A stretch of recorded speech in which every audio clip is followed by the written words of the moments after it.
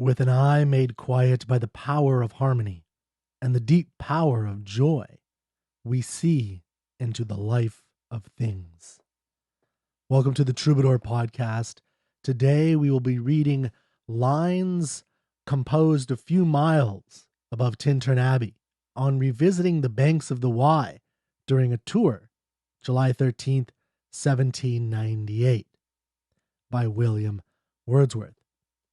Now, this is the last poem in the 1798 Lyrical Ballads by William Wordsworth and his friend Samuel Taylor Coleridge. And it's an important one for a variety of reasons. It's often considered one of the greatest Wordsworth poems, possibly the greatest of all poems, depending on what school you might come from. What I wanted to talk about today is I wanted to give you a little bit of some prefatory remarks about William Wordsworth himself as a poet and what he was trying to accomplish as a poet and as a thinker in poetry, which this is one of the first great signs of his ability to do that. Although you see it in all his work to some degree, and you see it in the lyrical ballads we've been covering. And then I want to also give you some prefatory remarks about Tintern Abbey. That's the shortened version of the title that I just read to you. The title is important, of course. We'll talk more about it. Lines composed a few miles above Tintern Abbey on revisiting the banks of the Wye. The Wye, W-Y-E, is a river in England. And it's during a tour, and the rest of the poem goes, or title, Banks of the Wye, during a tour. This is a walking tour.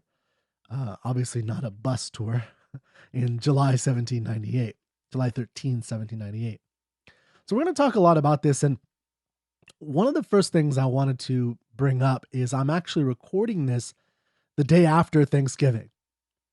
And now 2019, now you may be reading this or watching this. You can go to troubadourmag.com, YouTube, Facebook. There's videos there. And there's a podcast. If you go to troubadourmag.com, there's an audio podcast on iTunes, Spotify, Stitcher, wherever you listen to podcasts. I got some audio there for you. So if you wanted to listen to this just in audio, I always do my best to describe whatever I'm looking at and read slowly of the poem itself. We will read the poem. But if you're watching, it also helps because I'll show the words on the screen, and that sometimes helps to read along with me.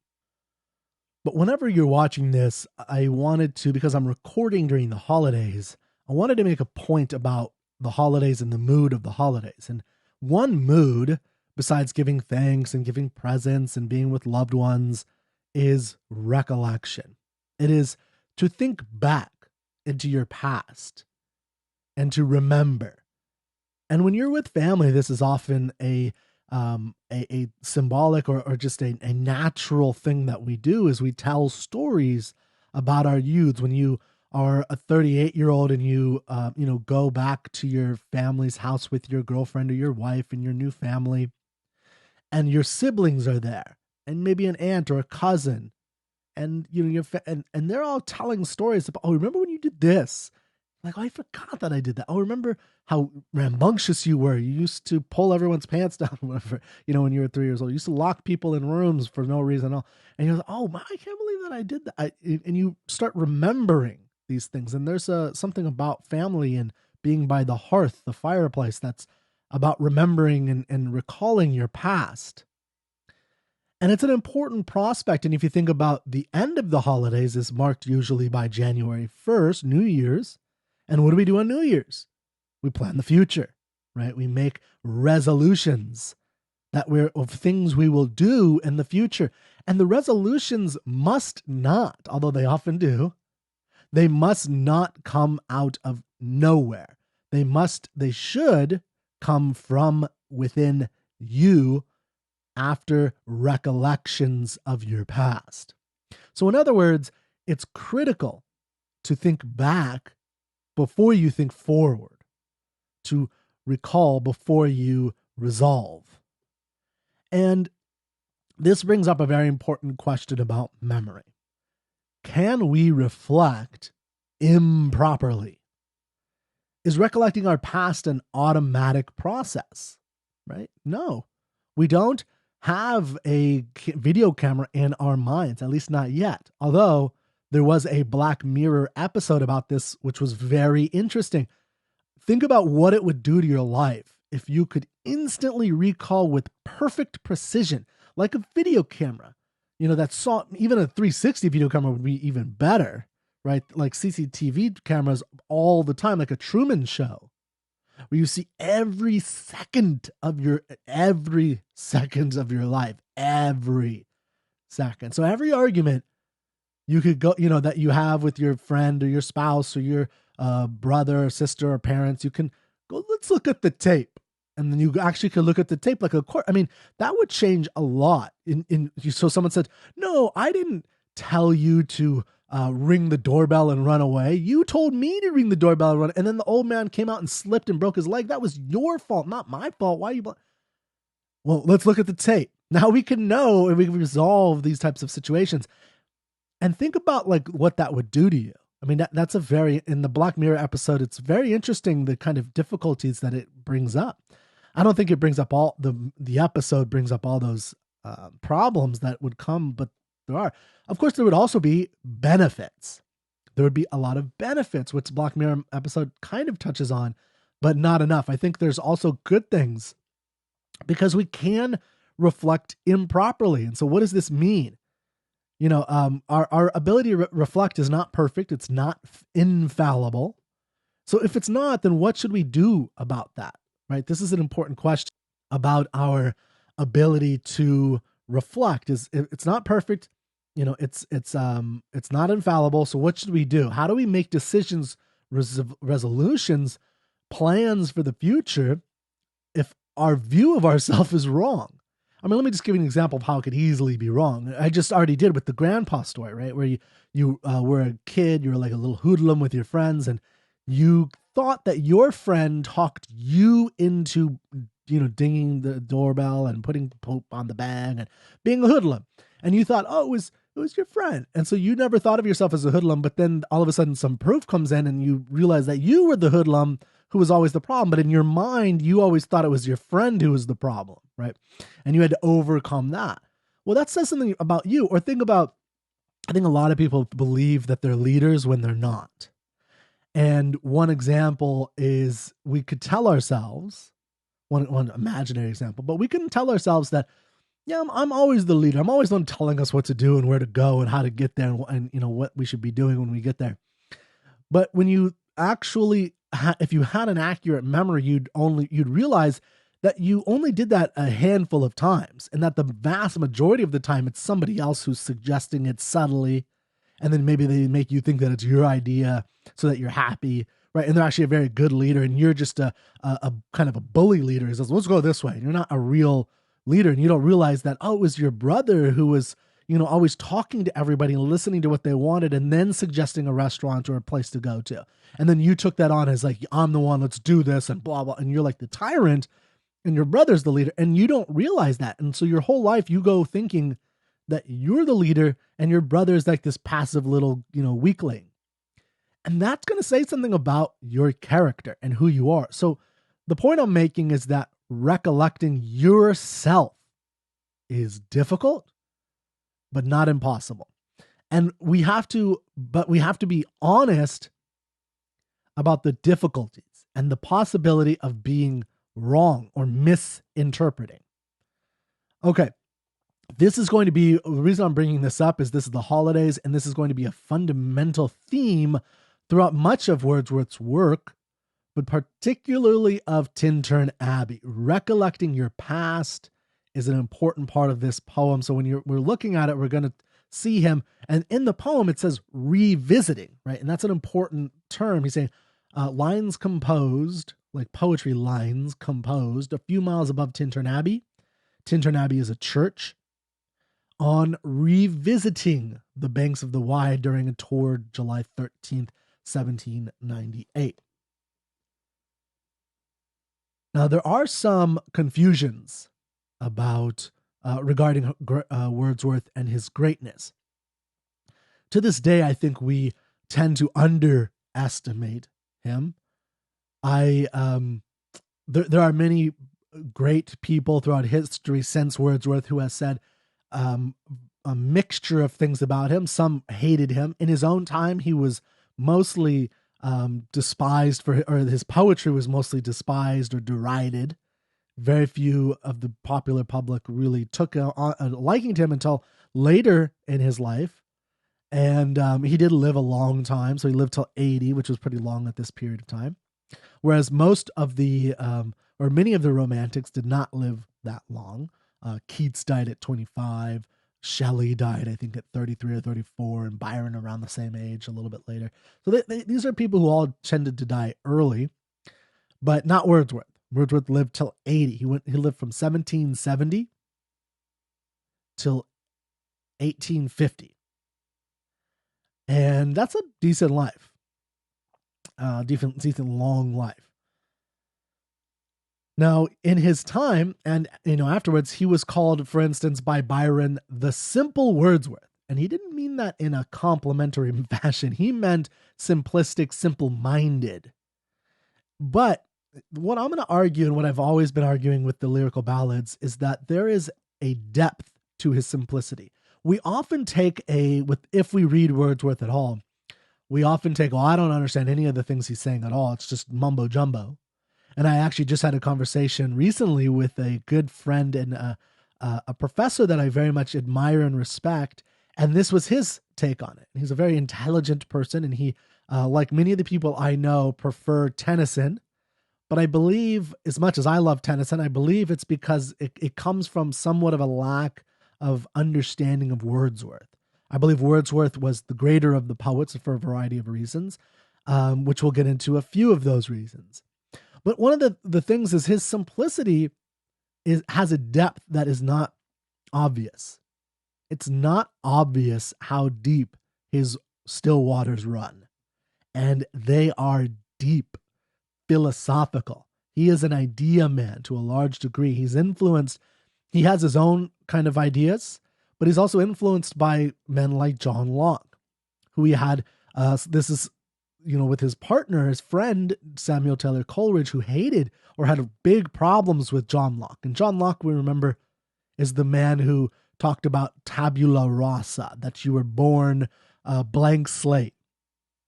And that sensory experiences, basically imprint themselves on your brain, and that's how you become knowledgeable about some subject, anything.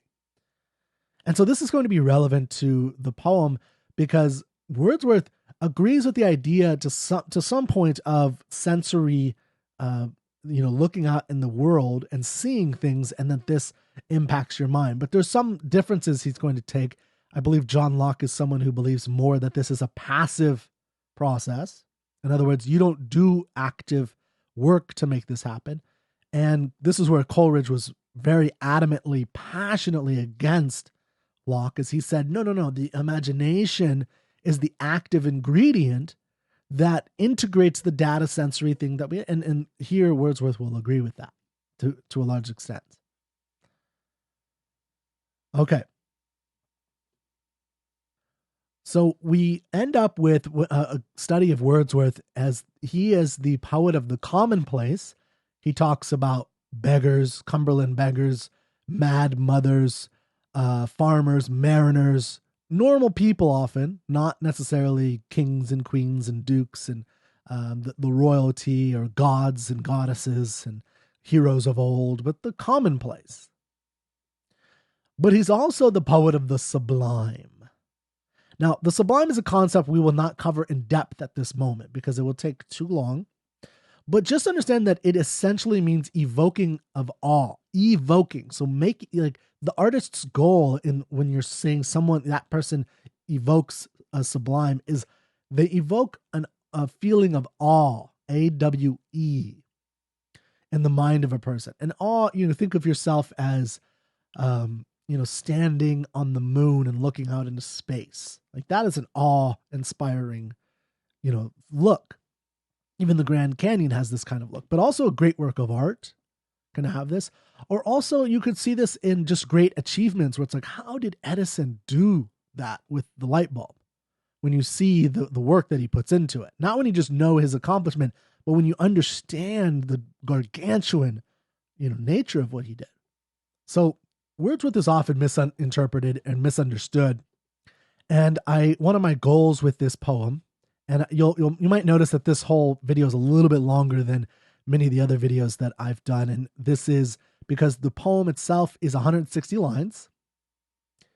And I'm going to not only, have these prefatory remarks, but I'm going to go into a, reading of the poem. And then we're going to go several lines. We'll go not quite line by line, but we'll go through a couple lines at a time at the end. So I recommend taking some breaks. I'm recording this live, so I'm not going to have too much in terms of editing or any editing, but I'll show the clips up, but you can always pause it, come back to it. I'm going to put that on you to take care of for yourself. I'm just going to give you the content and the breakdown, and maybe I'll say this is a good time to take a break or something. But the reason I'm saying that is that this will be a little bit longer. You've probably already noticed that, but I think I hope it will be worth it for you. And I hope that you can come away with some better tools for recollecting your own past and being honest about that.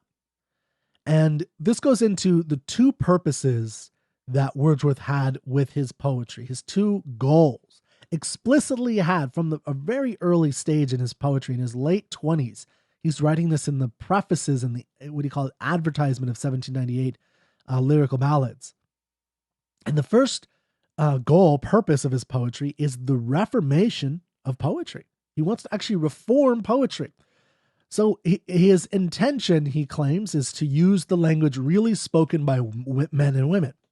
Now, by really spoken by men and women, he doesn't mean exact replications, like of naturalistic language.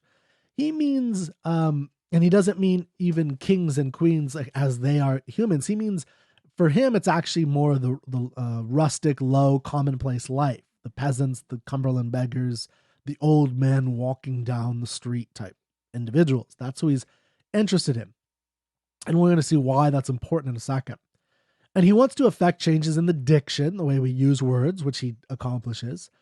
And this is an important part of his definition of poetry. He claims that, or his view is that poetry is the spontaneous overflow of powerful feeling, an emotion that's recollected in tranquility. So there's two parts to this. There's the overflow of emotion. This is kind of the sublime part. You're passionate about something. Your emotional level goes from 1 to 10, right? Or somewhere in that range. And it's an emotion recollected in tranquility. So that means you have the emotion, but that doesn't mean that that's the final product. The final product you recollect, right? There's that word recollection. This is important to even his view of poetry. You recollect it in a state of tranquility. And there's a purposefulness that happens between the state of emotion and the state of tranquility when you're writing it or perfecting the poem. And we're going to talk a little bit about that interchange between the emotional reaction of something, right? And the contemplation of it, that happens in tranquility. His second major aim is to trace the primary psychological laws of human nature with special reference to how the mind associates ideas in a state of excitement, an overflow of passion or of overflow of feeling. He'll take real human incidents, right? So he'll find a story about a dog that is looking for its owner who fell off a cliff and died. And the dog is slowly looking. And then when you find out what happens, like, it's an interesting thing. I won't spoil it, but that's the kind of thing. That's a real incident. Or the incident of a old woman, peasant, who curses a landowner by saying he will never be warm again. And the landowner, and this is a real incident that was documented by Erasmus Darwin. Erasmus Darwin is the grandfather of Charles Darwin. And Erasmus Darwin wrote about this kind of phenomenon, and he gave this example, and this is the ballad poem Harry Blake and Harry Goody and something Blake. I'm now losing it out of my mind. But There's a ballad in Lyrical Ballads that we've gone over, Harry Gill and something Blake, Goody Blake. And he, that's what the story is kind of, that's the story is about that, about a woman who does that. But what Wordsworth is interested in is not the supernatural component, but that the man believed truly that he was cursed. And so he was cold for the rest of his life until he died. He shivered as though no matter what they did for him. And Wordsworth was fascinated with what could go through, what kind of a mind is susceptible to something like that? How is that possible that someone could actually believe that they're being cursed and that they do it? And so he says some interesting things about the person the mind who is susceptible to the supernatural like that, and things that I think are true to this day. So in other words, Wordsworth has two goals. He offers a democratization of the language and subject of poetry. Democratization. So it's no longer the realm of kings and queens and gods and goddesses only, but it's the realm of everybody. Everybody's, open to having a poem about them. And two is the philosophical or psychological plumbing of the depths of human nature. Those are his two primary goals. Now I want to say a word about the some changes that were made, and there's so much to say about when we're going from like a neoclassical classical era of the early 1700s, as we get into Romanticism, which really is kicked off probably by Goethe to some degree, but I think it comes into full force here with Coleridge and Wordsworth. Like they're one of the first, and they're considered the first wave, first generation. William Blake is also in here.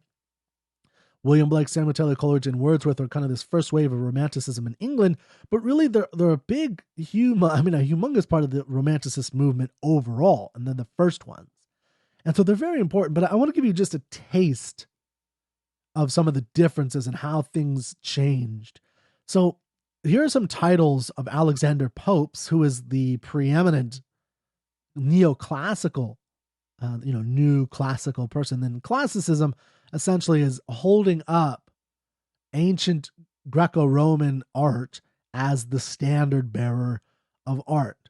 And so one of the criticisms at this time was that their focus of these artists was not on reality, but on the art of other men. So other men, hundreds of years ago or thousands of years ago, who looked out in reality and recreated it. Now we see them as, well, they saw reality as it is, and we're just going to, learn from them. And this, went all the way down into the academy. And just to give you an example, in the academy, which is where people are now, artists are now being trained more. So not, as an apprentice as they used to be, where you go to a workshop and, you go to like Michelangelo and you apprentice for him, and that's how you learn the art. Instead, you're going to an academy, you're going to a school.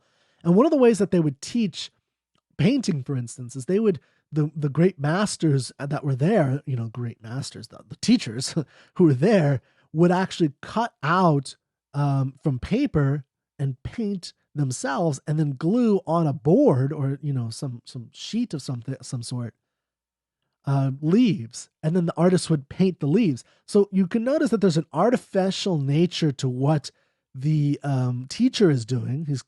He's representing reality in a certain way. But then they're teaching this as that's what you need to recreate. So there's a distancing from reality. And the Romantics are like, no, we're going to throw all that away and we're going to go straight to reality. And we're just going to look at reality. So don't learn how to paint from other men cutting out, pieces of paper and gluing it to a sheet. And then that's how you learn how to paint leaves in a tree. Instead, go look at a tree, right? So this is a big shift. Okay, so Alexander Pope is the preeminent poet of the neoclassical era. And here's some, I'm not going to read the poems, just the titles. Elegy to the Memory of an Unfortunate Lady. Now, an elegy is basically a lament or we might be able to think about it as like reflecting on the dead, but it tends to be a public thing. Like we're making, he's doing this about an unfortunate lady, and it's an elegy. It's a lament about this public figure, and it's tends to be that way. So, a epistle is to Doctor Arbuthnot. I was mispronounced that one. Arbuthnot. Epistle, and an epistle is a letter, like a handwritten letter. Epistle to Miss Blount on her leaving the town after the coronation. Right, the coronation is a public thing. Epistles to several persons. Epistle to a lady on the character of woman. An essay on criticism. These are all, titles of poems. An essay on man. Epistle 1, epistle 2. So these are all very public. They're intended to not only be read as though this is something that should be like a bulletin on the town hall type of a thing, right? Or read by a town crier. That's kind of the feeling of a lot of these poems. And here's an example of an actual poem. It's a 2-line poem. The title is long as the poem. Epigram, engraved on the collar of a dog which I gave to his royal highness. Here's the poem. I am his highness's dog at Kew. Pray tell me, sir, whose dog are you? Now, this kind of, this Kew is Kew. It's a place in England. And an epigram, of course, is like an engraving, right? It's like words engraved on a collar. So picture a dog, and there's a collar. But of course, this is actually printed on a page. So you're supposed to imagine this as a metaphor. So you're imagining a collar or dog with a collar, and on the collar it says, this is a dog that Alexander Pope gave to his royal highness, not the king, but the local magistrate type person. And what does the engraving say? I am his highness's dog at Kew. Pray tell me, sir, whose dog are you? So there's a kind of a ridiculing of the whole establishment of the Royal Academy and the royalty, where it's like everyone's kind of bootlickers licking the palm of the hand of the people who are feeding them, right? And so it's like they're all sycophants. So it's making fun of them. It's a very public statement, and it's even metaphor. The metaphor is a dog, right? But that's not a real thing, right? So we're kind of removing ourselves from reality a couple steps here, where we're reading this on a sheet of paper, we're imagining the dog, and we're imagining the epigram on the dog, and the epigram stands for the voice of the dog, which is actually written by a man, so there's like these layers to this, but it's very public. In contrast, Wordsworth is the poet, and the romantics are the poet of the private, the personal, interested in the inner workings of the human mind as actually experienced by man. Man is the proper subject of the humanities, after all. So this is, so his poems are more like To a Butterfly. And it's not To a Butterfly as I'm going to staple this on the town, or, nail this on the town hall, for everyone to see. It's not about that. It's just a feeling he gets when he sees a butterfly. That's it. And it's him him looking at the butterfly, seeing its beauty, and inviting its beauty into his little sanctuary. Tintern Abbey is very personal. It's not about, here are the universal principles of recollection. The poem is, this is me recollecting. Like it's actually, 5 years, he talks about, again, I hear these waters, and it's him experiencing this. It's him seeing the world, but importantly, it's his mediation in his mind. So it's about him. It's super selfish. It's super about, just about him in his own mind. And, a fellow poet from the second generation of romantic poets, John Keats, called Wordsworth the egotistical sublime. And there's a lot of truth to that. He definitely is egotistical, and he's definitely sublime. Okay, so that was my prefatory remarks on Wordsworth. Now, it's not to say I'm not going to say anything else about Wordsworth, of course, but that was the prepared remarks I wanted to say about Wordsworth. I also have some remarks about now getting into Tintern Abbey. Tintern Abbey is an important poem, and so that's why I'm spending so much time and energy. It's taken me months to, really get ready for this. So if you want to take a break, now would be a time to pause and, take a moment, and then we're going to get into the prefatory remarks of Tintern Abbey, and then you can take another break as we get into reading the poem. So Tintern Abbey, as it says in the title, was written in 1798. But I want to say, read a little passage from a letter he wrote in 1790. Remember, he was born in 1770. So he's 20 at this point. And he took a walking tour across the Alps.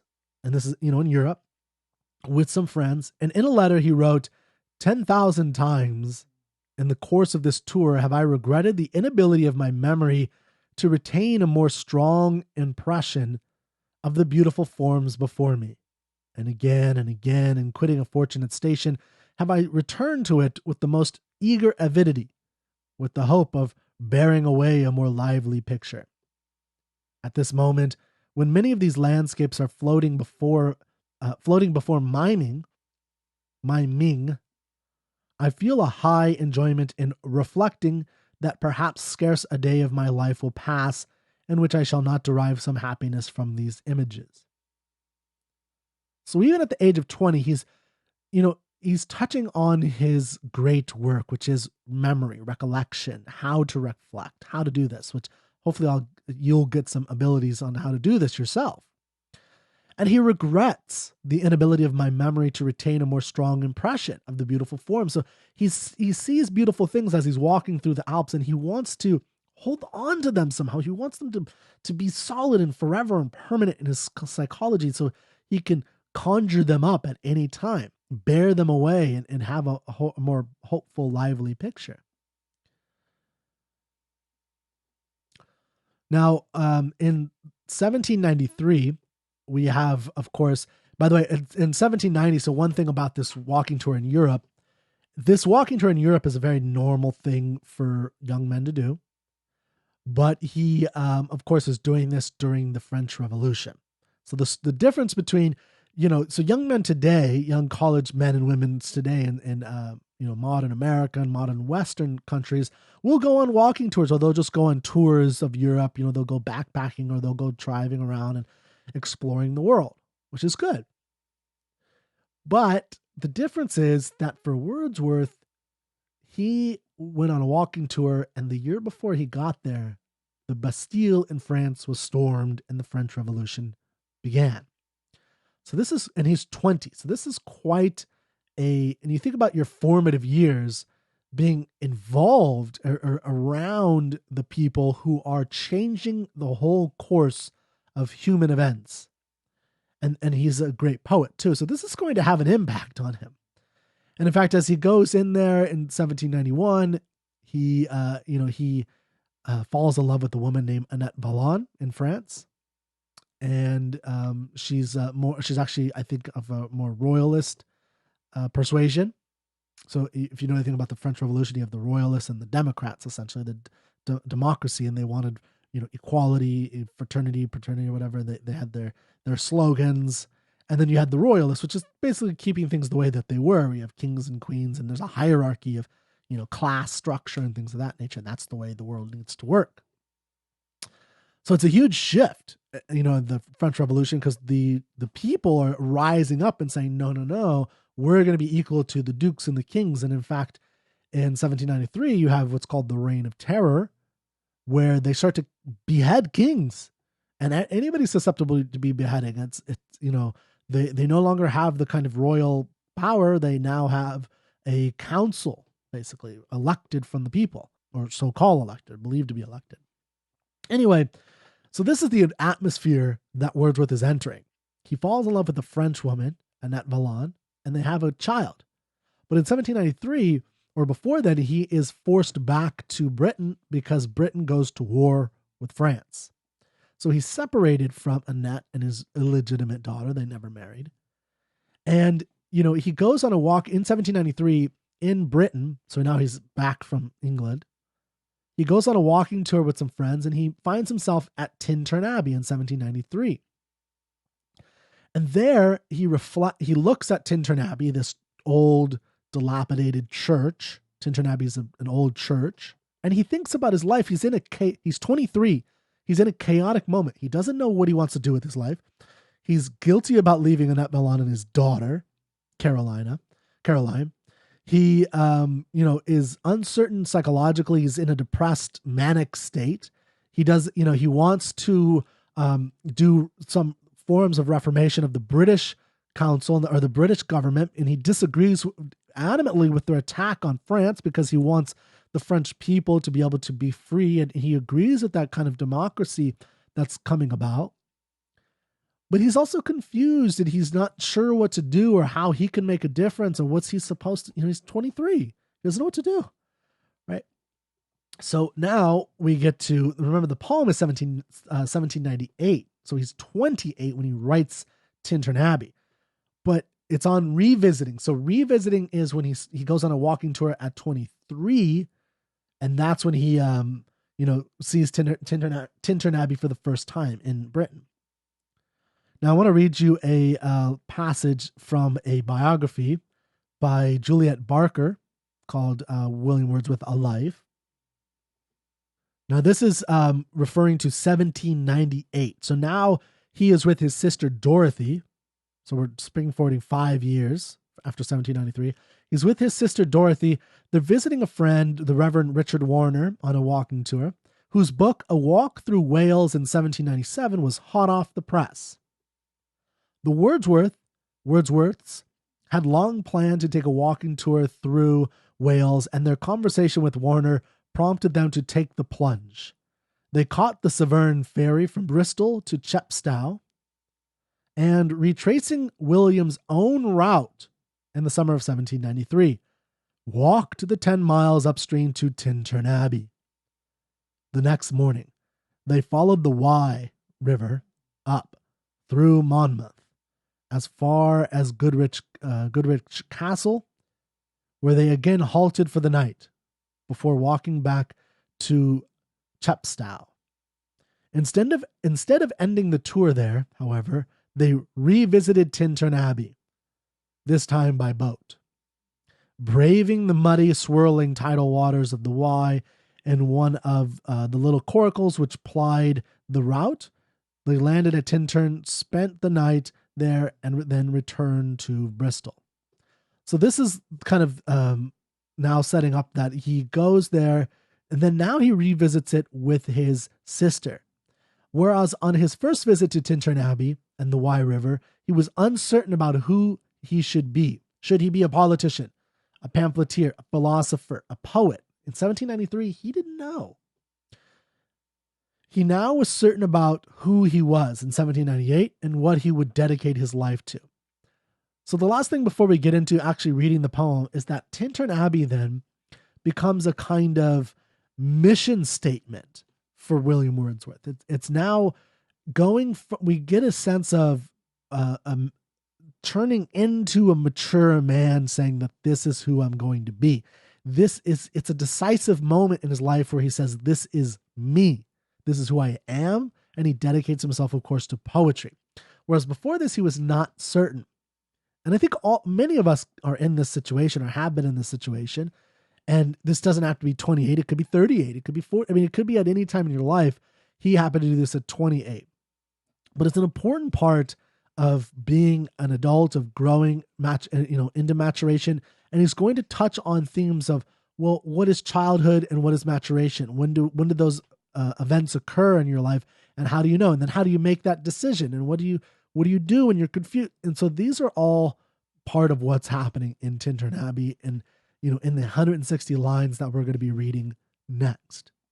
So now is a time to take, again, a brief break if you need one, because when we come back, or I'm not going to do any kind of transition music right now, but when you hopefully keep playing and when you come back, I hope you will be ready to read through, and I'm going to do a live reading, partly because usually on longer poems, I don't do live readings. Usually I do a reading and I record it and I make sure it's all perfect. But this time I want it to be live, which means I might stumble occasionally or take a breath when I shouldn't or whatever. And the reason is because I want you to get the living nature of this poem. There's a life, there's a reality, a sense of it being in your face, real, not super edited and perfect, even though it is edited very intensely by Wordsworth, but it's done in a way that supposed to emulate the way you actually talk, and it's supposed to, recreate an actual feeling he had at that time. So I want the livingness of it to be present as much as I can do. Okay, so 1 second. Okay, now we have lines composed a few miles above Tintern Abbey on revisiting the banks of the Wye during a tour July 13th, 1798 by William Wordsworth. 5 years have passed, 5 summers, with the length of 5 long winters. And again I hear these waters rolling from their mountain springs with a soft inland murmur. Once again do I behold these steep and lofty cliffs that on a secluded scene impress thoughts of more deep seclusion and connect the landscape with the quiet of the sky. The day is come when I again repose here under this dark sycamore and view these plots of cottage ground, these orchard tufts, which at this season with their unripe fruits are clad in one green hue, and lose themselves mid groves and copses. Once again I see these hedgerows, hardly hedgerows, little lines of sportive wood run wild. These pastoral farms green to the very door, and wreaths of smoke sent up in silence from among the trees.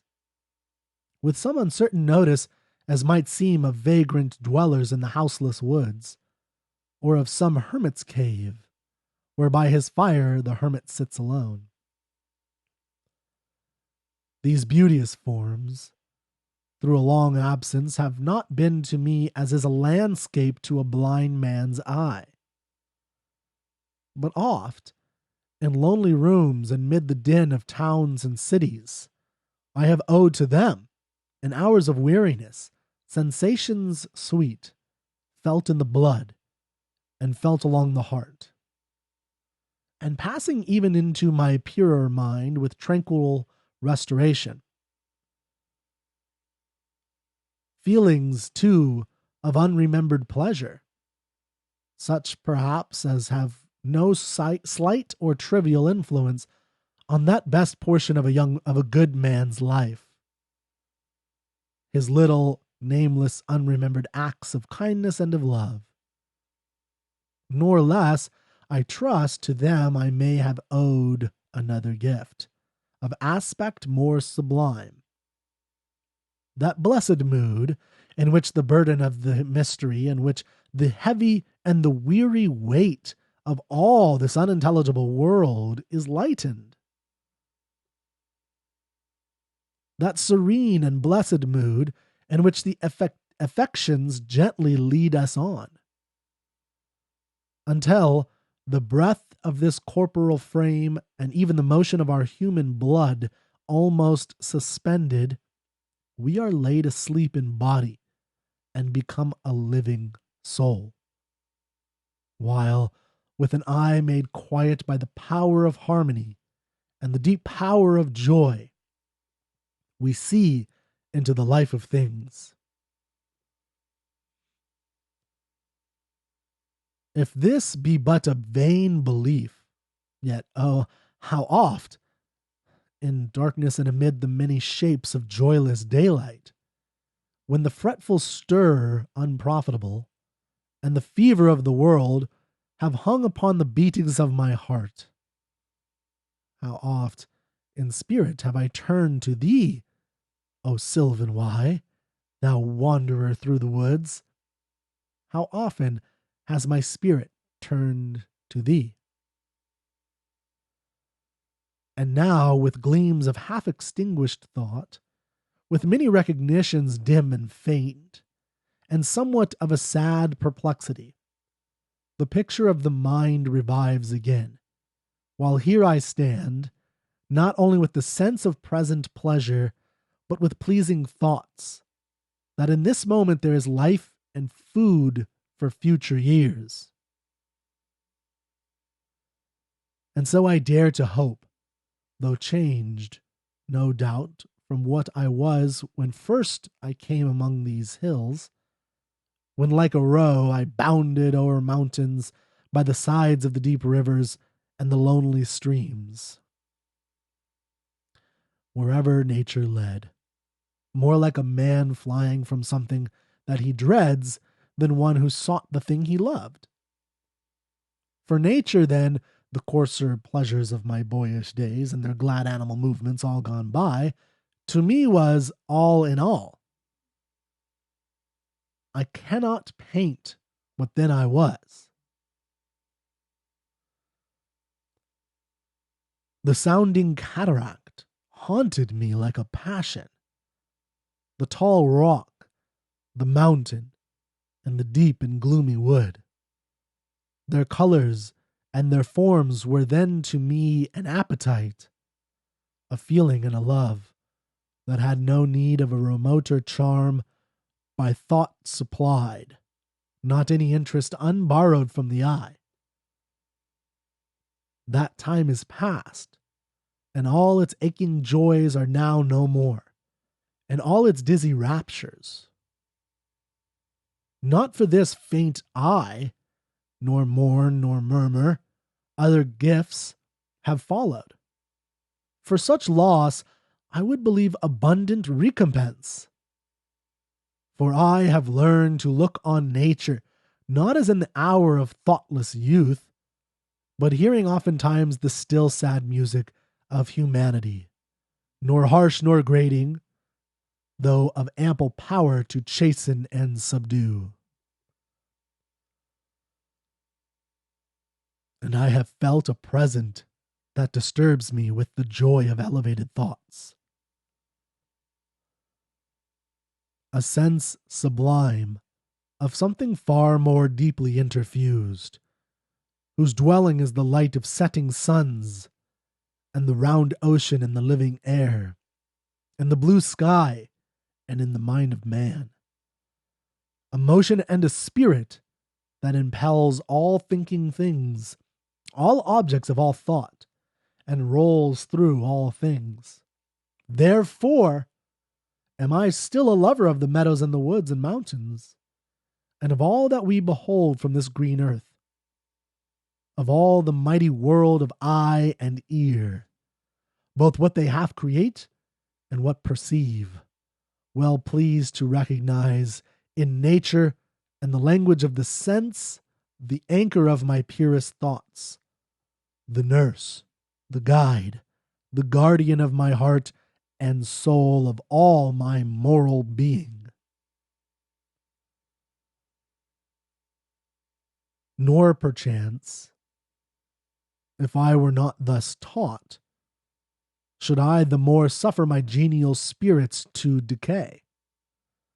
For thou art with me here upon the banks of this fair river, thou, my dearest friend, my dear, dear friend.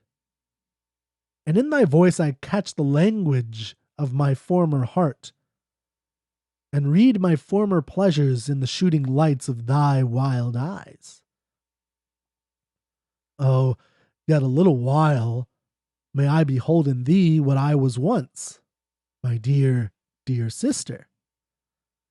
And this prayer I make, knowing that nature never did betray the heart that loved her. 'Tis her privilege through all the years of this our life to lead from joy to joy.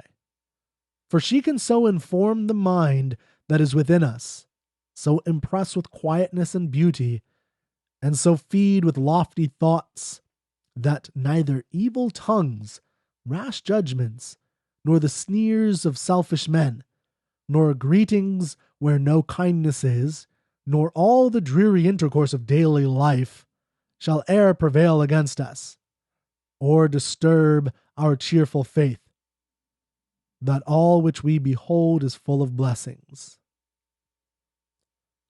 Therefore, let the moon shine on thee in thy solitary walk, and let the misty mountain winds be free to blow against thee, and in after years, when these wild ecstasies shall be matured into a sober pleasure, When thy mind shall be a mansion for all lovely forms, thy memory be as a dwelling place for all sweet sounds and harmonies.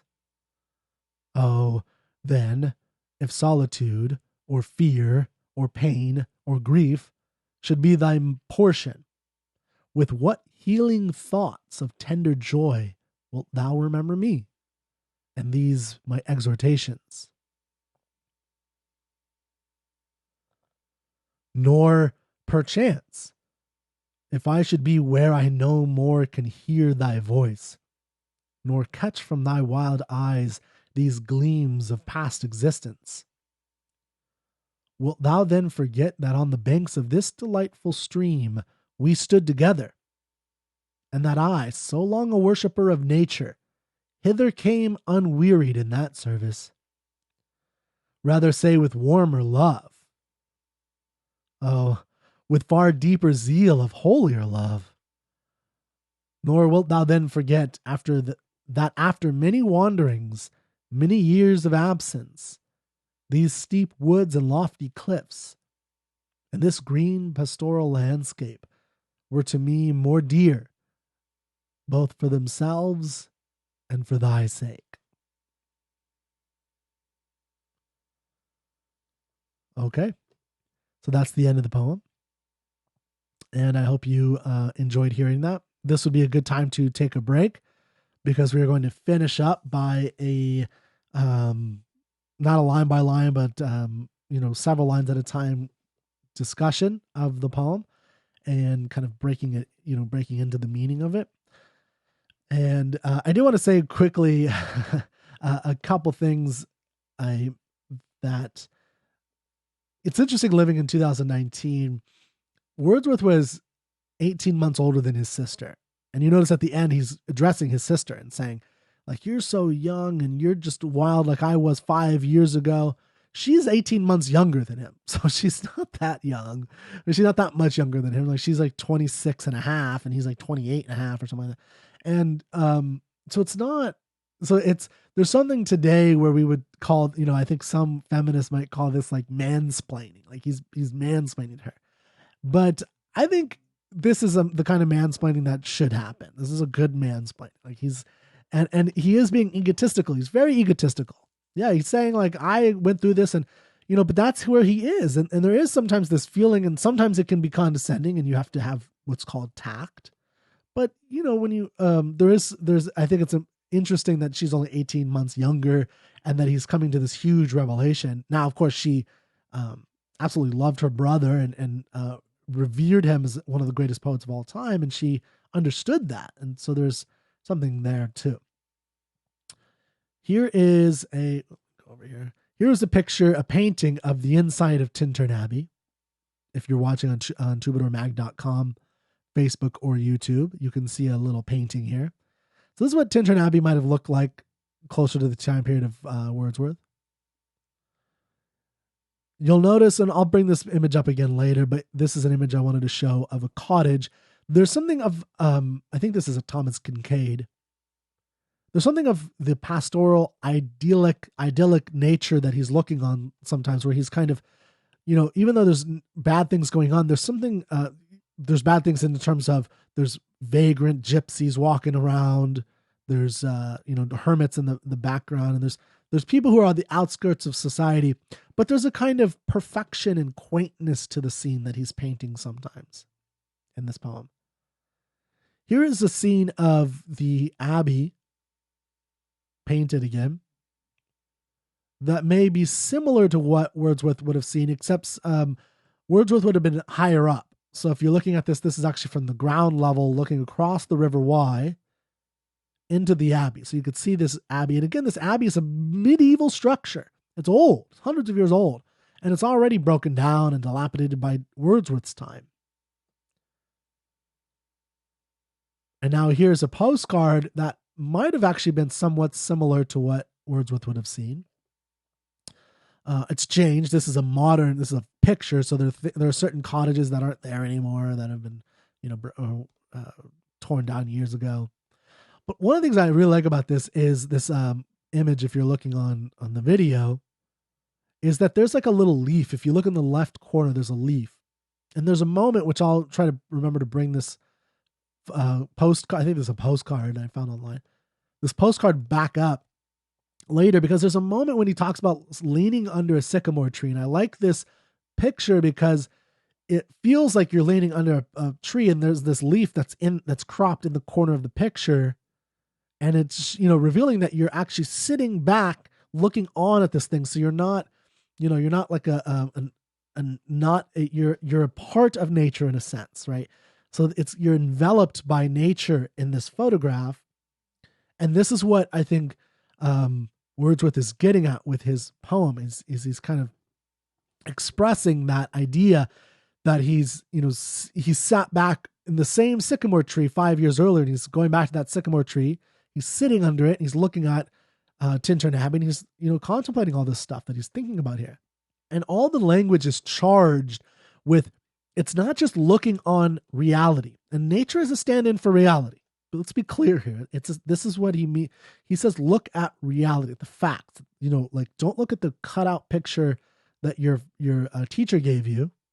Look at reality for yourself. This is one of his edicts. Now, nature stands for reality. And there's you're also a part of nature, right? You are nature. You're natural. And that's a huge part of what Wordsworth is claiming here in his poem and in all of his work.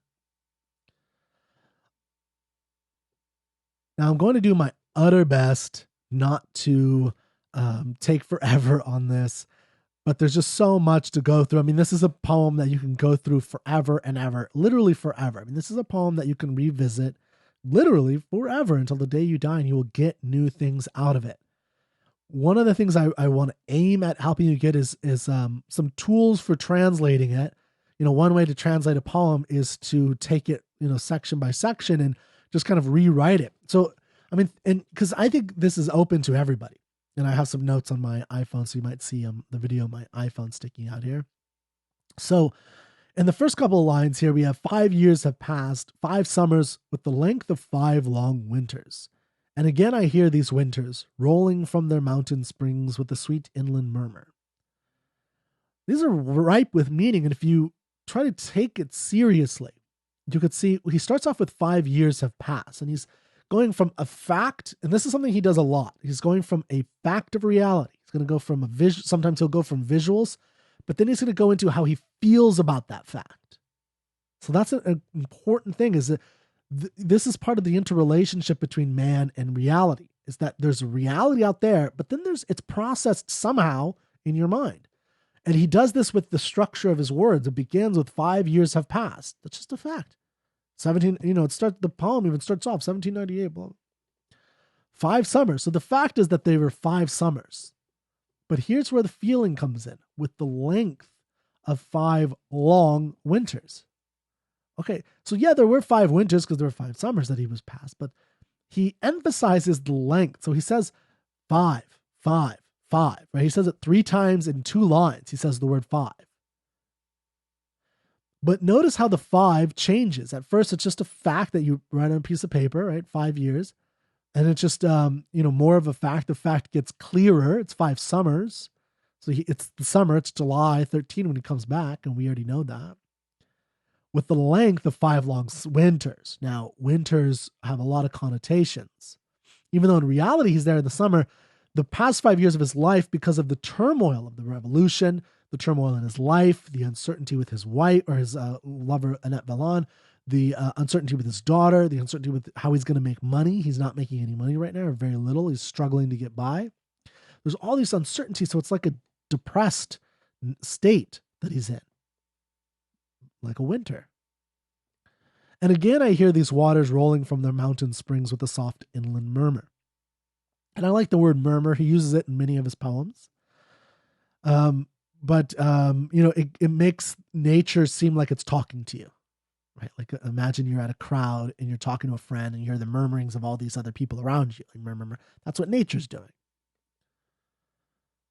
Once again, do I behold these steep and lofty cliffs that on a wild, secluded scene impress thoughts of more deep seclusion. he is seeing the cliff. So this whole stanza is a description of what he's seeing. He's doing a Polaroid, but it's processed through his mind, or painting, but processed by words in his mind. And he's seeing the cliffs for the first time in 5 years, and the, quote, wild, secluded scene impresses thoughts of something of deep seclusion, which is an interesting, I think it's a lovely line. And, we don't know that Dorothy is in the picture yet, right? If we're just reading this poem and we don't know anything about what's going on, all my prefatory remarks, you don't know that Dorothy is here, his sister. So he is saying that by being secluded, alone, once again, he was here 5 years ago, to look on nature, he can be at peace to contemplate still further depths of seclusion, right? So it's like he's alone, or he thinks he's alone, or we think he's alone, and he's wanting to contemplate aloneness. Why would anyone who sits alone wish to think about being even more alone? It's something to think about. And connect. So continuing on. And connect the landscape with the quiet of the sky. The day is come when I again repose here under this dark sycamore and view, before I go into what he views. So let me pop up that Polaroid again. Oops, wrong Polaroid. There we go. So this is what I was talking about a second ago, where he says, and again, I repose, which repose is more than just relax. It's a deep state of relaxation, almost akin to sleep, but not quite sleep. So he's in a deep state of relaxation. Right? We can think of meditation, contemplate, just sitting there, experiencing the calm of nature and all the sounds that nature makes naturally. And again, I repose here under this dark sycamore. So he's here. You see if you're watching the video, you could see the sycamore or the leaves of this Polaroid. So he's in nature. Now, what does he view? And view these plots of cottage ground, these orchard tufts, which at this season, with their unripe fruits, are clad in one green hue and lose themselves mid groves and copses.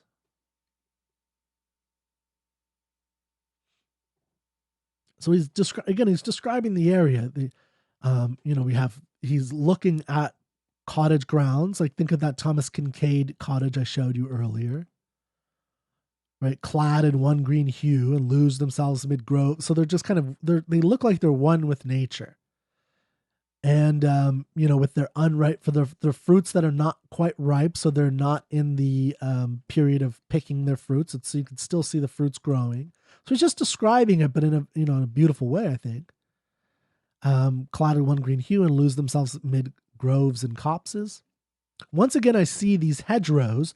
Now, a hedgerow is a row of hedges. It's just a row. Think about, there's a column up and down, and there's rows. Right? Think about a garden, with all of its hedges. But here he says, these little repetitions where he changes something is very important. So he says, once again, I see these hedgerows, hardly hedgerows, little lines of sportive wood run wild. So he's emphasizing that it's not man-made fully, or really at all. So when you think about like a manicured Parisian Paris garden, you might think of these beautiful, perfectly manicured hedges, some of them even in, the form of a figure, like a bird or a man or something like that, like an actual sculpture of a landscape. You might see that. That is a hedgerow, but a real hedgerow. This is hardly hedgerows. They're really just lines of sportive wood, right? Like, think of the fun nature of wood, of the woods, run wild. So this is an idyllic scene description. Perhaps here he is stressing the state of harmony with the orchards.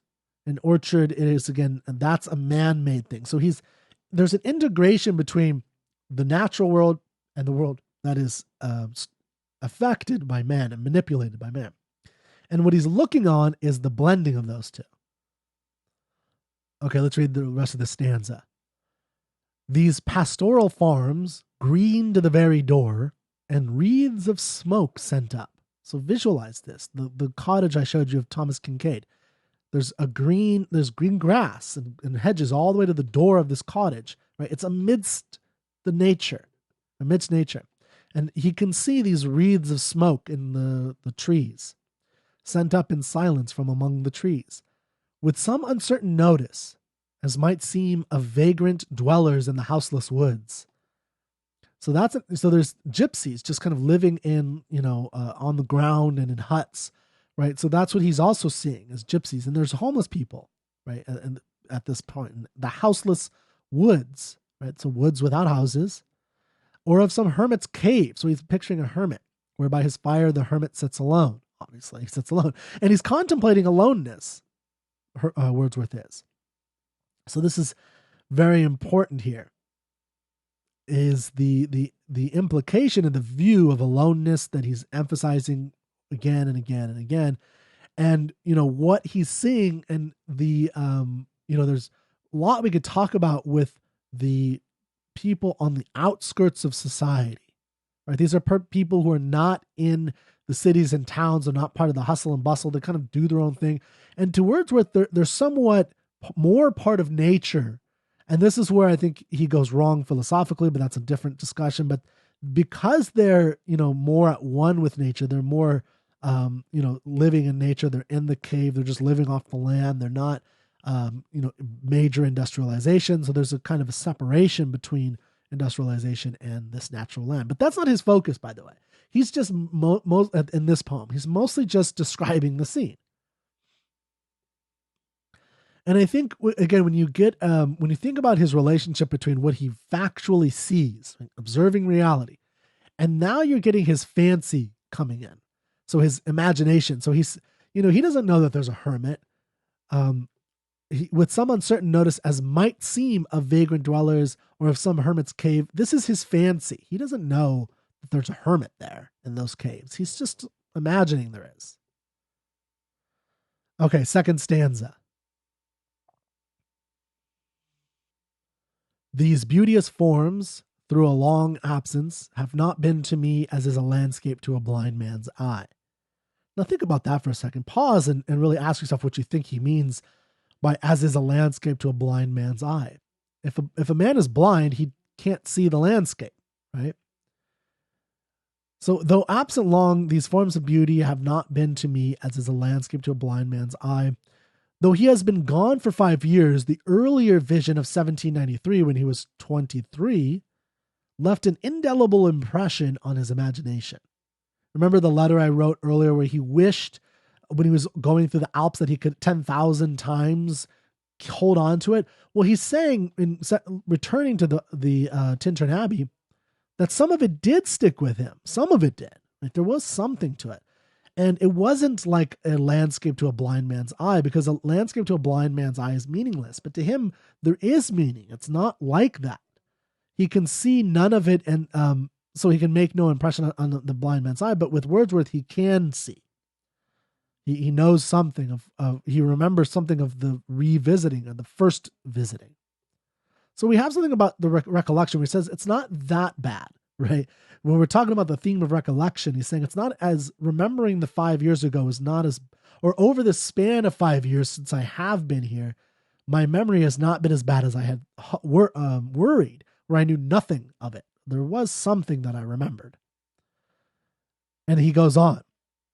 But often in lonely rooms and mid the din of towns and cities, I have owed to them in hours of weariness sensations sweet, felt in the blood and felt along the heart, and passing even into my purer mind with tranquil restoration.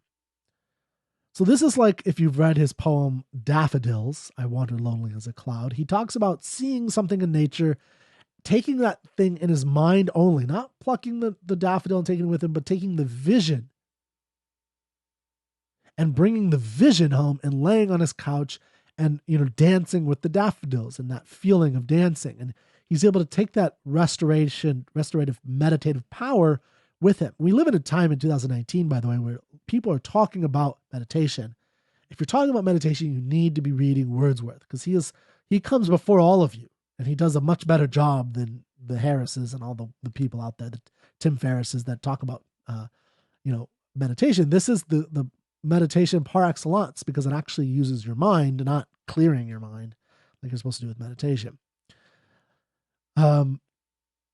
So, often later on in life, through those 5 long winters, he's in his lonely rooms.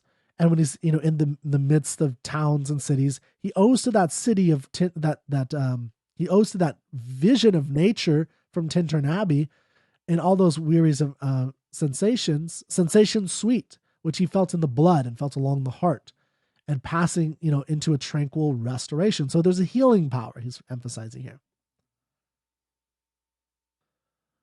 Okay, moving on. Feelings too of unremembered pleasure, such perhaps as have no slight or trivial influence on that best portion of a good man's life, his little nameless unremembered acts of kindness and of love. Now, there's a lot to be said about this. I just want to mention briefly, to him, now returning to Tintern Abbey, the unremembered pleasures are pleasures that likely have had strong influence on him over the past 5 years, particularly on that best portion of a good man's life. So he's talking about the morality here of being a good person. And this, so the goodness in him, he's saying, is this restorative ability. Now, there's another way to take this, and the good man may refer to a famous resident of the Wye River in this area that Wordsworth is looking on, named John Kyrle, Kyrle. And he was called the Man of Ross. He was described by Alexander Pope in the Moral Essays, Epistle 3, and mentioned in many tours of the Wye, including those of Gilpin, Warner, and Joseph Hucks. So this is this will take us on too long of a tangent I don't want to talk too much about, but I want to mention here that Wordsworth is, when it says he's writing the title is on a tour. This tour writing, remember what earlier I explained the passage by Juliet Barker from his biography of this scene of when he wrote this poem. And he's at a friend's house who wrote a book about a walking tour in Wales. This walking tour genre was very popular, and Tintern Abbey was a very, very popular place to write about. So there were many different ways of writing about it. And, we would have to do an analysis of this in order for you to see the differences, but Wordsworth is doing something dramatically different here. But the thing that I think is important is to understand that he is the stream of consciousness that came before him is not unremembered. So he's making allusions to his place in the universe. That's what this poem is about. When you think about, what am I good for? Well, he comes after Dante, or, Virgil, Homer, Dante, Milton, Shakespeare, Chaucer. There's Donne, Cooper. There's tons of great literary people that came before him. And he's questioning, well, what is my place here? Right? What am I doing on this planet? Because those are just the literary people. What about the Newtons and the Bach and the Bach? Right? The musicians, he's trying to find his place in the world. This is something we can all, I think, associate with. Okay, let's continue. Nor less I trust to them I may have owed another gift of aspect more sublime. And he's referring to nature, right? The natural the visions he's getting from looking down on Tintern Abbey and everything we saw in that first stanza. So what's this gift? I have owed another gift. The gift is that blessed mood in which the burden of the mystery, in which the heavy and the weary weight of all this unintelligible world is lightened. So he thinks, there must be yet another gift these sights provided, one that's sublime. What is this gift? It's a blessed mood where the burden of all the weight of the mysterious world has been lightened.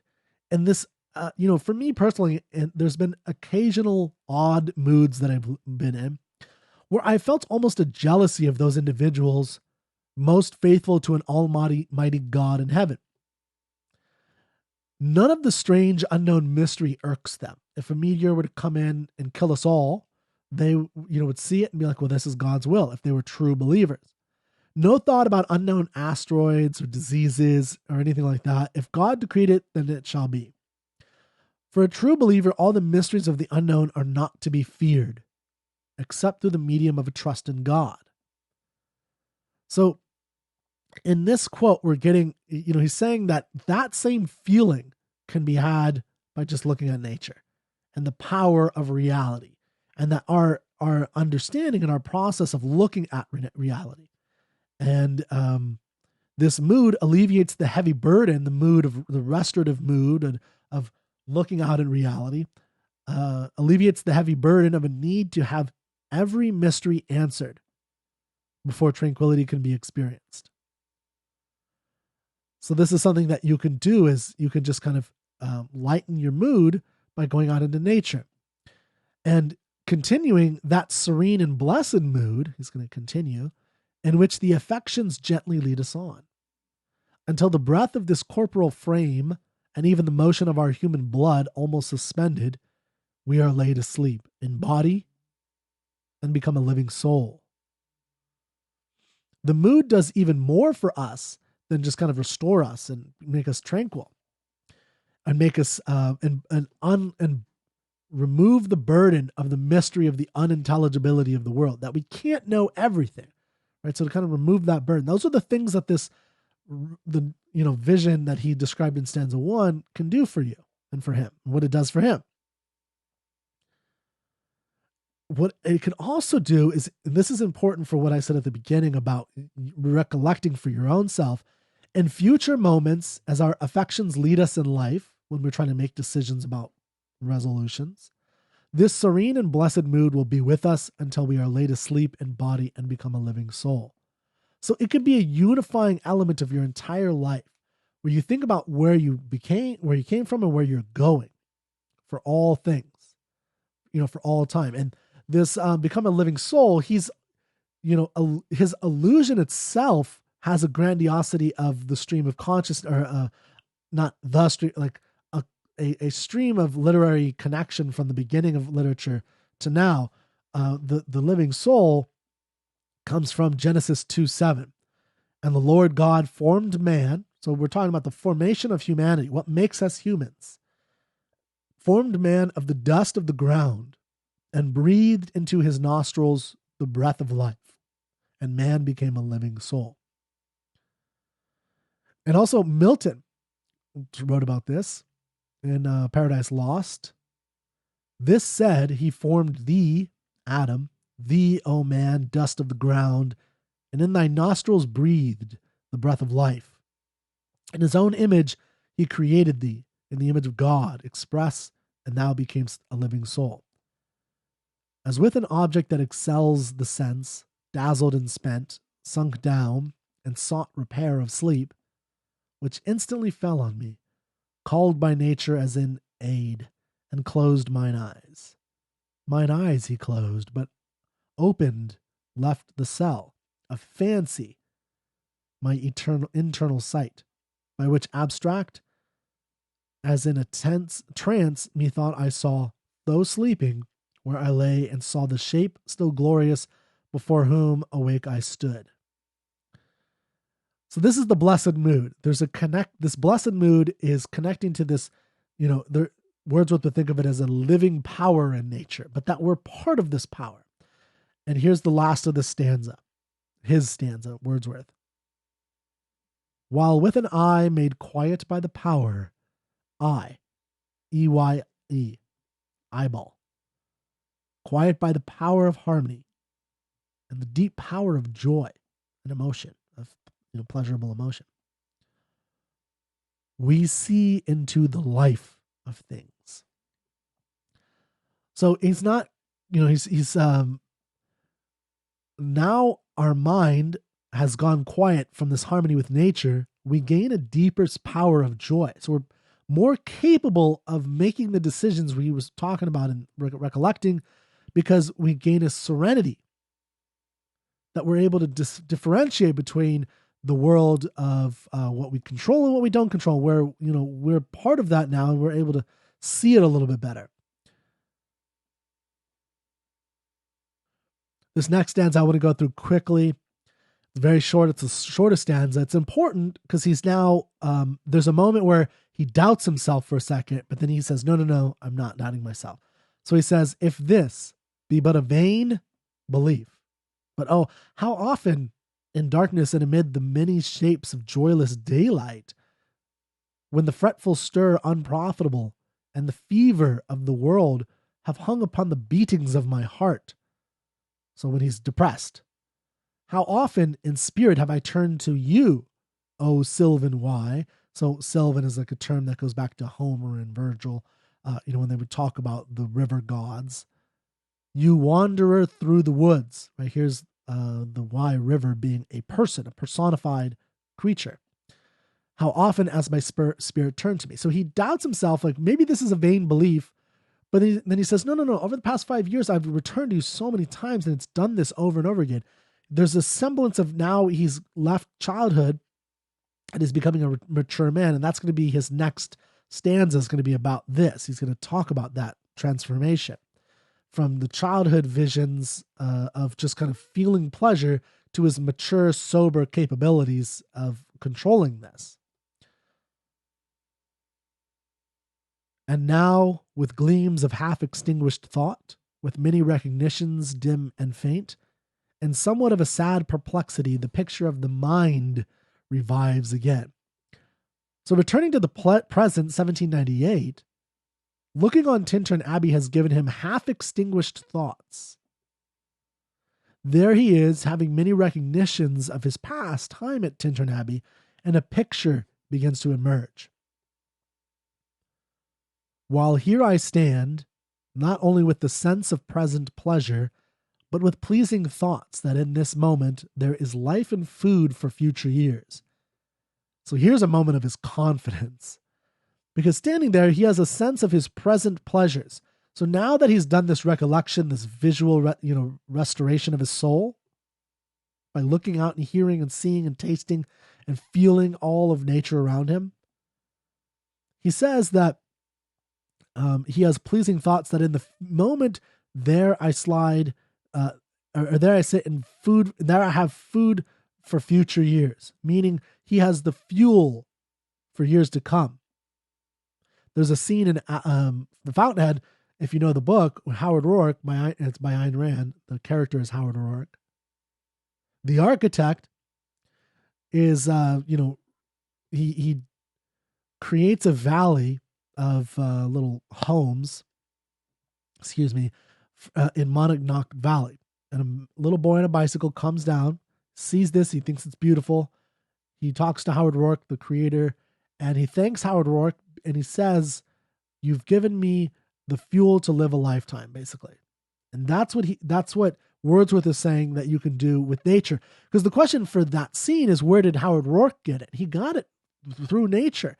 Howard Rourke is very at one with nature. Now, Rand has a better view of reality than Wordsworth does, I think, but that's a different discussion.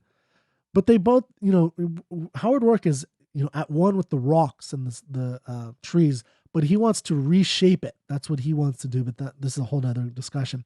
But there's a similarity there where Wordsworth is saying, I'm going to look out in reality and get my restorative powers, and that's going to fuel me for the future. And he does that. And so I dare to hope, though changed, no doubt, from what I was when first I came among these hills, when like a roe I bounded o'er the mountains, by the sides of the deep rivers and the lonely streams, wherever nature led. More like a man flying from something that he dreads than one who sought the thing he loved. So think about what he's saying. So he's talking about now at 28, he has fuel for future years. But he's saying that when he, and so I dare to hope that though I changed, so he's changed from his 23-year-old self 5 years ago, when he was like a roe, a European deer, like a young buck, a little baby deer. He bounded, right? And there's an animalistic nature he's talking about himself as an animal right now. When he was a child, when he was younger, he was pure animal, pure emotion, not, a sober, mature being. He bounded over the mountains by the sides of the deep rivers and the lonely streams, wherever nature led him, right? So it's like he went with the stream of nature. He didn't think, he didn't have control, but now he does. And in the past, he continues by saying he was more like a man flying from something that he dreads than one who sought the thing he loved. So he's not actively pursuing his values. He's fleeing from his uncertainties. That was his past. And let's go on with this stanza. For nature then, parentheses, the coarser pleasures of my boyish days and their glad animal movements all gone by, to me was all in all. So for me, nature was everything in my boyish days. And again, he's referring to himself as an animal. Animals just act by impulse. That's what he did when he was a kid. And this next, he has an emphasis, an M dash, and he says, I cannot paint what then I was. So he can't give you, like I said at the beginning of this whole discussion, an exact, detailed replication of every single moment of his life at this period. He can't do that. It's just a flat statement he makes. But then he goes on. The sounding cataract haunted me like a passion. The cataract is a waterfall. So the waterfall that he can hear haunted him throughout those 5 long winters, the 5 years that he left Tintern Abbey. And he's going through this chaotic moment in his life, right? That's what's happening from, his whole youth until 28. The tall rock, the mountain, and the deep and gloomy wood, right? So these are the reality and his emotional reaction to reality, right? The tall rock. Well, it's tall to him, sure. The deep and gloomy wood. Why is it gloomy? Those 5 years were gloomy for him. Their colors and their forms were then to me an appetite, right? So he kind of imbibed that.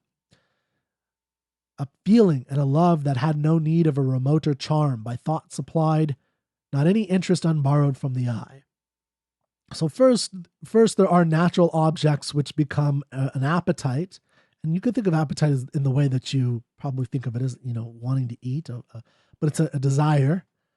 A waterfall, a tall rock, mountain, deep woods. This appetite transformed, matured into a feeling of love, one supplied by the woods that he's talking about here, and those things, the waterfall, tall rocks, mountains. This feeling came only from his eye, unborrowed from other people. Remember what I talked about, the teachers snipping out, pieces of leaves and putting on a sheet, and that's borrowed from the eye. That's borrowed from the eye of the teacher. So when your teacher says copy this, you're copying somebody. You're not, even if it's a photograph, you're not going out in nature and looking at it for yourself. So romantics are very interested in you doing it with your eye. And he's doing this is him with his eye. Okay. So that time is past, that time of boyish pleasures, and all its aching joys are now no more, and all its dizzy raptures. So I think that's a very good description of being a young, under 25-year-old person, is the dizzy raptures. I mean, remember yourself in love when you were 20 or 22 or a teenager. It was just a dizzy rapture, but, versus the more mature love that you experience as an adult. He goes on. Not for this faint I as an ego, the capital letter, the letter I, not for this faint I. So before he was 25 or 28, he was a faint I, not a full, complete I. He's not going to mourn nor murmur the loss. He's going on with the quote. Other gifts have followed. For such loss, I would believe abundant recompense. So the word recompense is very important here. And because he's losing that dizzy rapture. If you think about your youth and how passionate you were about certain things, and particularly about people, maybe. But about anything you loved, you were super excited and passionate.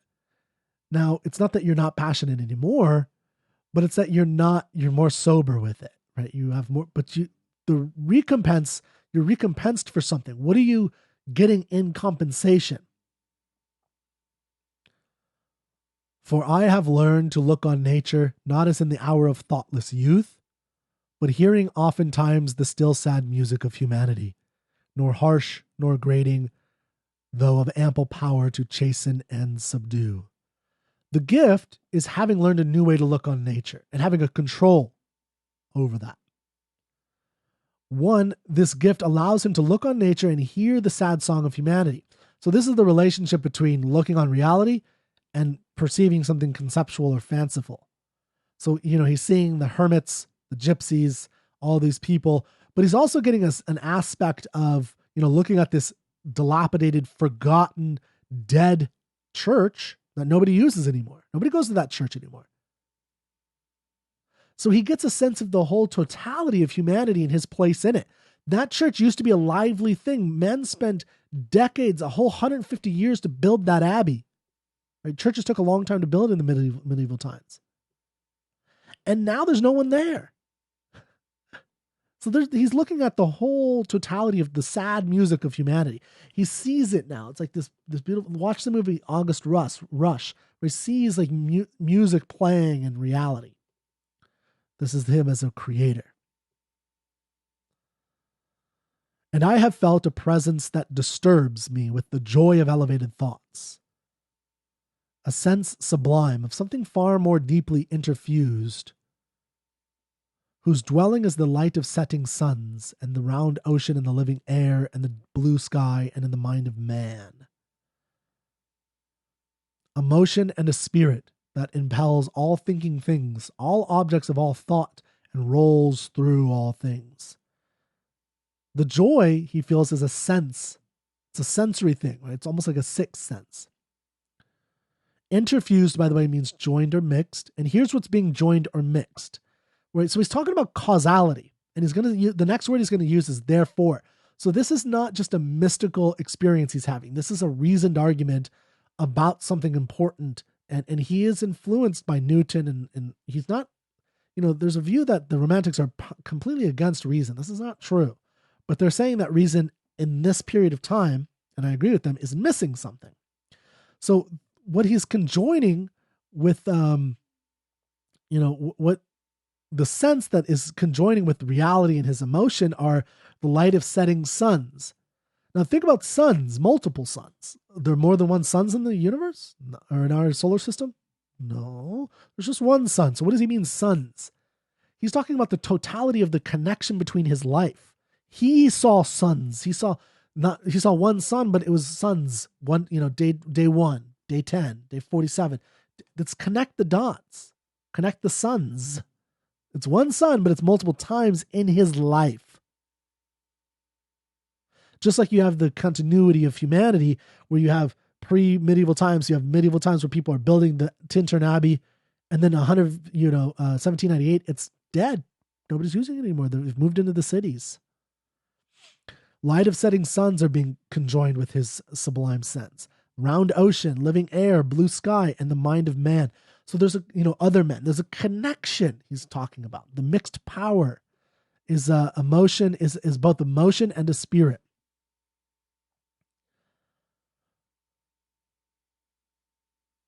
Therefore am I still a lover of the meadows and the woods and mountains, and of all that we behold from this green earth. So therefore I'm still a lover of these things because this is my reasoning for it. He's now laid out a case, an argument for why he, I'm a lover. This is his deepest value. And of all that we behold from this green earth, of all the mighty world of I, his senses, he's a big advocate of the sensory, of sensual senses, right? The five senses. These are the pathway to knowledge are the five senses. Both what they, the senses, half create and what perceive. Well pleased to recognize in nature and the language of the sense the anchor of my purest thoughts. So if you know anything about thinking, there's this is an advocation of induction. He has an anchor of these abstract thoughts that's coming from these sensory apparatus. And this purest thought is the nurse, the guide, the guardian of his heart and soul of all his moral being. So he's saying, look out at reality, do a walking tour yourself, and think for yourself, and use your own mind. And that's what he did. Okay, fifth stanza.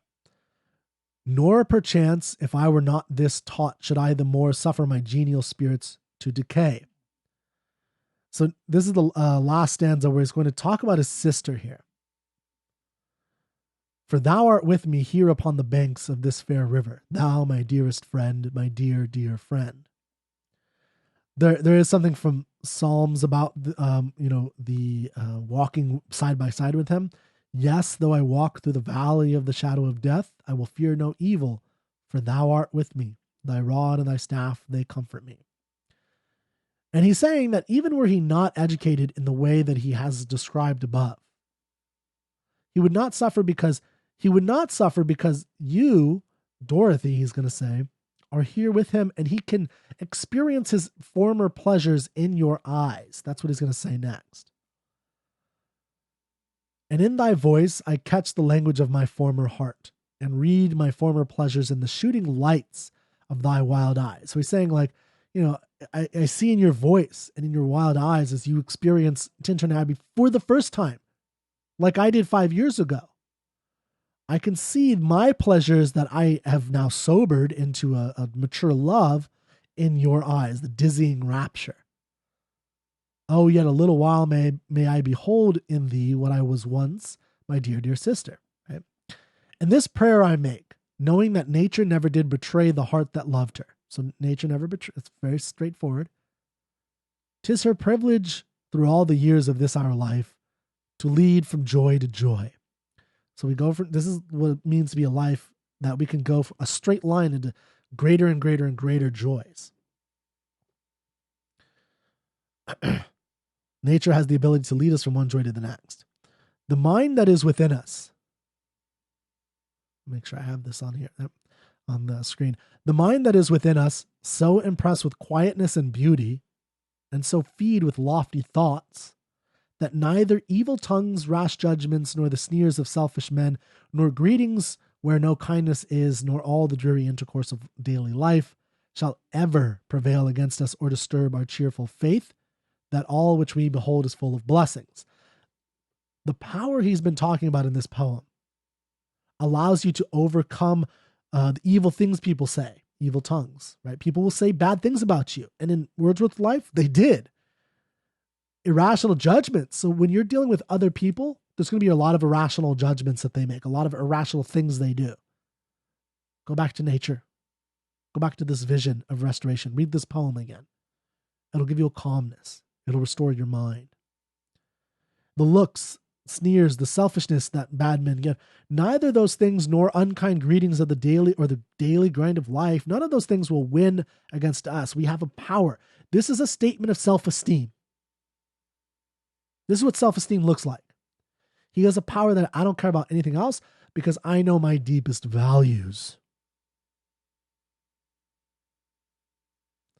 Therefore, let the moon shine on thee in thy solitary walk, and let the misty mountain winds be free to blow against thee. He's talking very imagistic, like let the misty mountain wind experience the pleasures of your feeling. Misty mountain winds is a feeling. The shining moon is a feeling and a sight. And in after years, when these wild ecstasies shall be matured into a sober pleasure, when you, Dorothy, become like the mature man, me, William Wordsworth, when your mind shall be a mansion. It's a great little metaphor there. A mansion. So you're storehousing of all these lovely forms you've seen. Your memory be as a dwelling place for all sweet sounds and harmonies. When that happens to you, as it's happened to me, then if solitude or fear or pain or grief should be thy portion, but be your lot in life, with what healing thoughts of tender joy will you remember me? And these my exhortations. So in that sober moment, you'll remember my advice and what I've hopefully brought to you, what I've hopefully taught to you. Okay. Almost done here, guys. Now, an exhortation, by the way, is an address or communication emphatically urging someone to do something. Right? So that's what he's been doing, we learn. This whole poem is an exhortation to his sister, in a sense.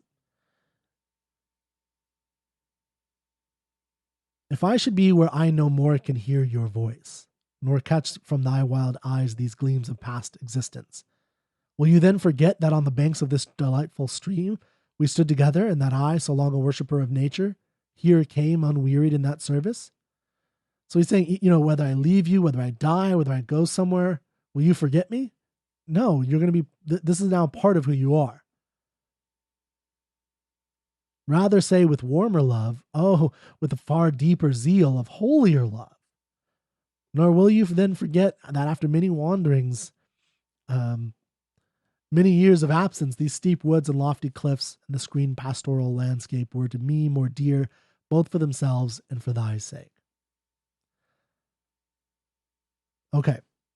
So I know that was a long time. And there's a lot. I mean, we could say so much about that. I kind of sped through the ending because I really wanted to end way before 2 hours. This is a long time. I hope you got something out of that, though. So go through it again, though, yourself, the way I did, because I skipped a lot of stuff. I mean, we could go over this over and over and over again. I mean, talk about the difference between a pastoral and a gorgiac and the different ways that he describes the imagery and what those images mean. But here's the bottom line. In the holiday season or whenever you're seeing this and talking about the past recollections, helping you move forward in your life. Go back to a time in your life, like go somewhere or, revisit your childhood home, revisit something that meant a lot to you as a kid and think about that. Or as as a 20-year-old, go 5 years and recollect. So before you do your New Year's resolution, journal is one thing to do of practical effect. Journal about an event, something that meant a lot to you 5 years ago, right? I'm 34. So when I was 30, 29, 30, what happened to me? That was actually for me, something this is very meaningful for me. This was a huge moment in my life that, I need to reflect on. And I'm going to reflect on that over the next month or two before I do my New Year's resolutions. And I hope you do the same thing before you plan your life. So thank you very much for listening to this whole poem. And I hope you made it all the way to the end and enjoy Troubadour podcast every Sunday, and hopefully even more. I'll be producing more now that I have this big poem out of the way, although there will be other big poems coming. Okay, thank you very much, and happy recollecting.